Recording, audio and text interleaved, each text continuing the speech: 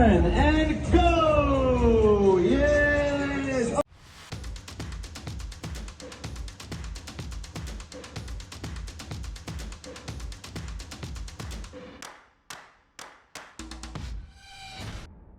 What's up guys and welcome. You are watching Fazi Fitness. Let's start this video with the physique update of Brett Wilkin, who is the training partner of Martin Fitzwater. So Brett continues to regain all his size and density after taking care of his stomach and digestion issues. That started in 2023, because if you guys remember, he was prepping for the Olympia 2023 since the Big Man Weekend 2022, and he had to drop out of the Olympia like 6 weeks out of the show. And that, I have to say, was a very hard pill to swallow, because he was prepping for a better part of the year. But still, pulling out of that show, that was a good decision by him and his coach Matt Jensen, because health is the #1 priority. So Brett took some time off, he detoxed, and then they took their time in building his physique back up.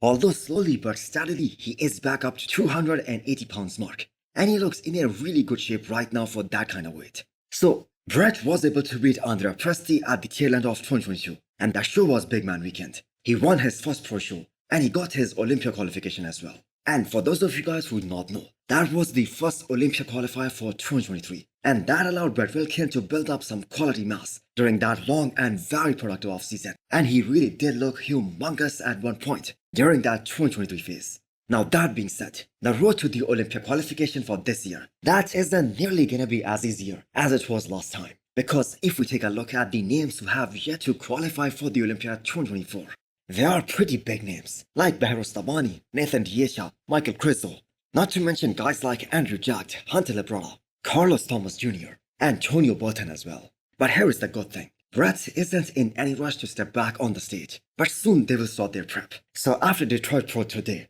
if I'm not mistaken, there are going to be 13 or 14 Olympia qualifiers. And the number of athletes who have yet to qualify for the Olympia, they are a lot more than 13 or 14.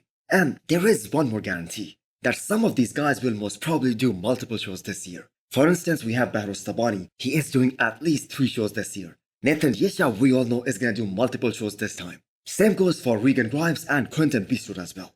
So what did you guys think? Should Brett wait till the end of the season and jump into one of those shows that are really close to the Olympia, like in the European Tour? Or if I'm not mistaken, Legion Sports 2024. That is probably going to be the last Olympia qualifier for 2024. Not everyone can stay as lean as some of the top guys that we see in the modern times, especially when an athlete is making the health his top priority while getting bigger. No IFB pro is lazy, there is no doubt about that. Everyone is working. All of these guys do their cardio daily, and they stay very regimented in terms of their diet as well. They eat very clean majority of the times. Even when they are in the off season or even when they are in the detox phase, they stay really regimented. And yes, drugs and PEDs do play their role. And a major role actually, in how lean and muscular you can look, especially during the off-season. And this isn't just my opinion. Last year, Nathan Diesha went on the record saying that he wants trend for most part of the year. So why I need to give this context? It's because next up we have the off-season physique update of Justin Jair, who has announced previously that he's going to take the entire year off. No competitions in 2024. And he's going to focus on growing the same way he did after winning his pro card. If you guys remember, he took the entire 2022 off. And he did only one show in 2023, that was Chicago Pro, and he was able to win his pro debut. So I have to say, some people may not find this off-season update really impressive, but this is what it takes to put on more muscle, more mass, especially when you are at that level. Justin has got an incredible physique, one of the most beautiful fronts in the bodybuilding right now. He has those crazy good arms, very good vacuum, and the way he flows top to bottom, that is super impressive. All he needs is to bring up his back, because that is where he is really lagging. His back is nowhere as close to his front in terms of development. But if he can do that, if he can bring up his back up to a point that matches his front at least up to a point, it is gonna be just superb. So Justin won't make the bodybuilding news this year a lot, as he will post very few updates. But he's gonna be very focused, and I think he's gonna be a force to be reckoned with when he returns to the bodybuilding stage in 2025. So with all that vacuum and anti-vacuum debate currently going on in the bodybuilding world, another IFBB pro comes out and gives his stance on whether it should be implemented in the routine, especially in the men's open bodybuilding or not. So Stuart Sutherland, aka Beef Stew, who is now less than 5 weeks out of this year's New York Pro, he has a perfect reply. No one is asking to make the vacuum mandatory. I mean, it isn't even mandatory in classic physique. But here is the thing, if you can implement it right, if it makes the shape of an athlete more aesthetic, if it makes his flow more beautiful, then why not do it? What's wrong with that? And interestingly, if you guys think about it, all three of the champions of the biggest divisions of the men's bodybuilding, Open, 212 and Classic, all three of these guys hit one hell of a vacuum. Derek in the men's open bodybuilding, Keon Pearson in the 212, and the king of classic physique, Chris Bumstead in the classic physique division. So coming back to Stu, he's gonna rock that vacuum not only in the abs and thigh shot, but in the front double biceps as well. So this is an upgrade version of Stu, and although all of us know that Nick Walker is gonna win the New Year Pro, all the bodybuilding community has a mutual consensus on that. But I'm sure Stu will love to get a comparison with him and see what he needs to work on the most in the future.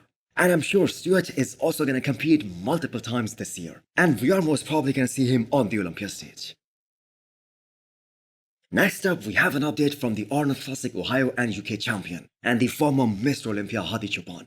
So by off, he means he might be running only TRT dose, and he needs to clean out and detox before he shifts the gear for this upcoming Mr. Olympia, before he goes balls to the walls, and before he starts firing all the cylinders for the Olympia 2024 prep. Because if you guys think about it, it has been a really long prep for Hadi Choopan. If you guys remember, Hadi was really shredded 10 weeks out of the Olympia last year. So he probably started prep like 10 or 12 weeks before that.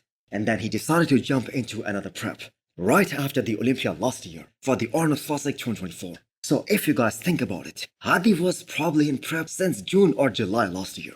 And Hadi put everything on the line for this year's Arnold Classic prep to win those two shows, because it was kind of a redemption story for him. Also, that set him up really nicely for this great battle at the upcoming Olympia with Derek Nesford. Even his coach Hani Rembert stated that the Arnold Ohio version of Hadi Choopan, he would have won the Olympia last year hands down. So unlike all the other top guys of the men's open bodybuilding, Hadi Choopan isn't going to be at the Pittsburgh Pro guest posing next month. And if I'm not mistaken, Hadi Choopan doesn't have any guest posing appearances to make anytime soon. So this is the perfect opportunity to give his body some rest, some break, let his body heal and recover before diving right back into another prep.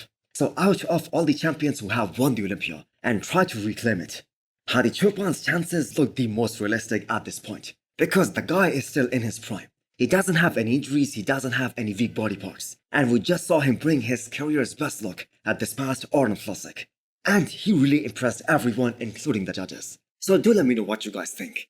Can Hadi Choopan get his Olympia title back? Do let me know in the comments below.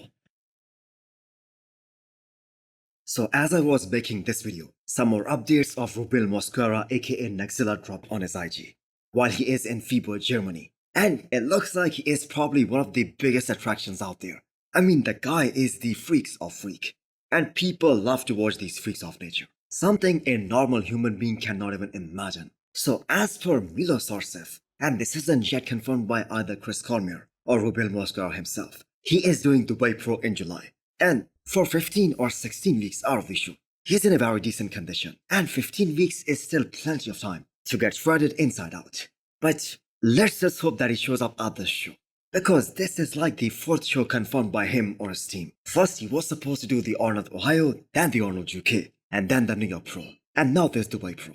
But still, I cannot wait to see him share the stage with the likes of Andrew Jacked, Regan Grimes, Behrouz Tabani, and possibly Brandon Curry as well. And also hit the thumbs up button if you liked the video, and smash the subscribe button if you wanna come back for more. Thanks for watching.